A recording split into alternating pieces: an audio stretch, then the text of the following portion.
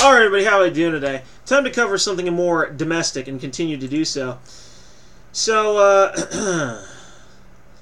New Yorkers overwhelmingly voted to give a civilian oversight board more power to investigate lying cops. That's what I'm talking about. The police are as corrupt as hell. And they shoot unarmed people all the time, particularly black people. Because they're easy victims when you're corrupt and racist as hell. But New York City police officers may face actual consequences for lying after voters passed a ballot question 2 days to strengthen a civilian oversight board that reviews complaints of police misconduct.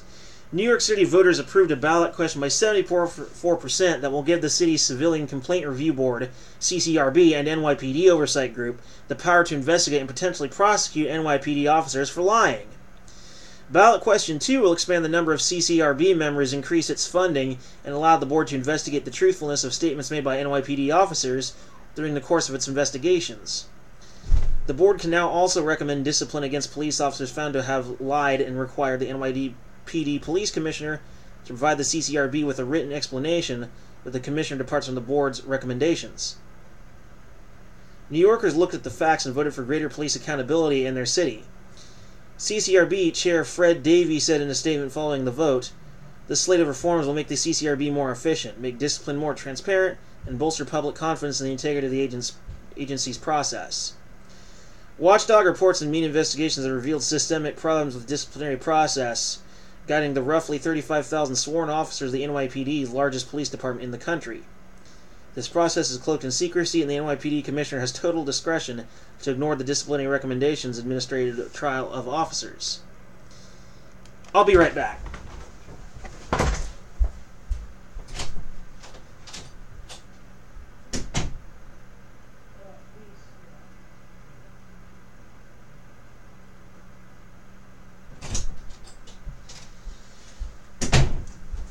Okay, sorry, I had to go deal with something, but,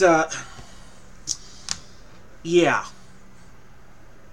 This is what happens when you don't provide sufficient civilian oversight. People have a way of trying to get away with things. They find ways around it. They decide to ignore the group's clout or just get rid of their clout altogether. The NYPD, it's really no surprise. I used to be a cop blocker back in the day. I was not a major member of the site or anything, but I just shared their footage and their evidence around. And most of the video footage of cops being evil, corrupt assholes, yeah, most of it was from the NYPD. So this is not a shock to me at all. Not even. Yeah, if we can't cause sweeping reforms, then it's time to tear down the national police force and replace it with a new one. That's all there is to it. But last year, BuzzFeed News obtained thousands of NYPD misconduct records through a leak. The resulting investigation identified 319 NYPD employees who had committed offenses serious enough to warrant firing. Lying, stealing, ticket fixing, excessive force, yet were allowed to keep their job. Embarrassed by the leaks, the NYPD formed an independent panel to review its disciplinary process. The panel released its report earlier this year, finding that there is a fundamental and perverse lack of transparency in the NYPD's disciplinary process and about disciplinary outcomes. Police unions, which have opposed efforts to roll back policy secrecy laws and increase oversight of the department, urge voters to reject the ballot question. The Police Benevolent Association, PBA, a powerful union of rank-and-file NYPD officers, said in a statement, opposing the ballot question that each unsubstantiated complaint can derail an officer's career, subjecting him or her to performance monitoring and hurting his or her chances of career advancement. An emboldened CCRB would exacerbate this situation, embolden anti-police extremists, and reduce the authority of the police commissioner, the PBA continued. New York City Mayor Bill de Blasio, as his habit on matters that anger police unions, dithered when asked directly about his stance on the ballot question. Meanwhile, his office was reportedly working behind the scenes to scuttle the initiative. Tuesday's vote comes at the same time that district attorney's office in New York City have begun releasing lists of police officers whose credibility or lack thereof has been flagged by prosecutors. These so-called Brady lists, named after the Supreme Court precedent set in Brady v. Maryland, are used to keep disreputable cops off the witness stand and provide information on past misconduct in defense attorneys. Police unions and police organizations are actively trying to prevent the corruption from being exposed. The hell do you call that?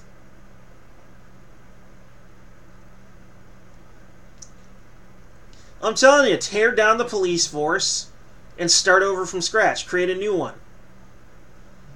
If you are an officer of the law, you need to be held to a higher standard. These people don't want to be held to a higher standard. They want to act like assholes with impunity.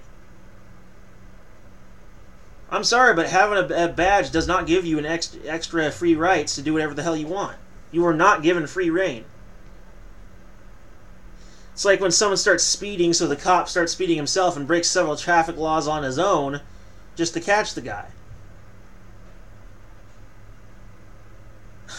I mean, this needs to be dealt with, and it needs to be taken seriously. I'm sorry. This is just not okay. Period.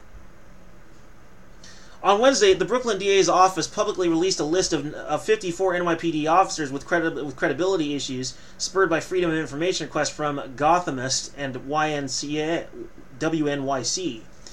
Officer names, including those we're barred from releasing to the public, are regularly disclosed to defense lawyers in the courts in keeping with our legally mandated obligations. Brooklyn DA Eric Gonzalez said Wednesday, "We have also publicly released the identities of police officers in May office was deemed not credible and that we never use as the sole witness in a case." Unsurprisingly, police unions also got lathered up about the release of the list. Lathered up? What kind of hell saying is that? They took a shower or something? I don't know. It is clear that Brooklyn DA Eric Gonzalez has abandoned his prosecutional role. He sides with criminals, not victims, PBA President Patrick Lynch said in a statement. He knows that truthful police testimony gets thrown out every day in our courts, often based on a judge's whims and biases. He knows that publicizing this information will destroy the careers of honest police officers and torpedo the cases against violent gun-toting criminals, assuming he bothers to prosecute them all. Among the NYPD officers on the list was Richard Denise, who was indicted for unlawful imprisonment and child endangerment for allegedly dumping a 14-year-old boy in a swamp as punishment for egging cars on Halloween in 2007. Denise eventually pled guilty to disorderly conduct and was allowed to keep his job. If my solution is not practical, then there's another solution. Sweeping reforms. Every police department across the entire nation needs a civilian oversight committee. And you need to put good citizens who acknowledge the need for civic duty and have a good record of that sort of thing on that review board to put them in their place and hold them to a higher standard. If they won't hold themselves, then we, the people, will hold them up to a higher standard. Period. This is a wonderful precedent. Now that NYPD's doing it, other police departments will probably think about it too. Enough with giving them paid vacations for major rights violations and straight up murder. Enough of that shit. It's time to end police corruption. Anyway, peace.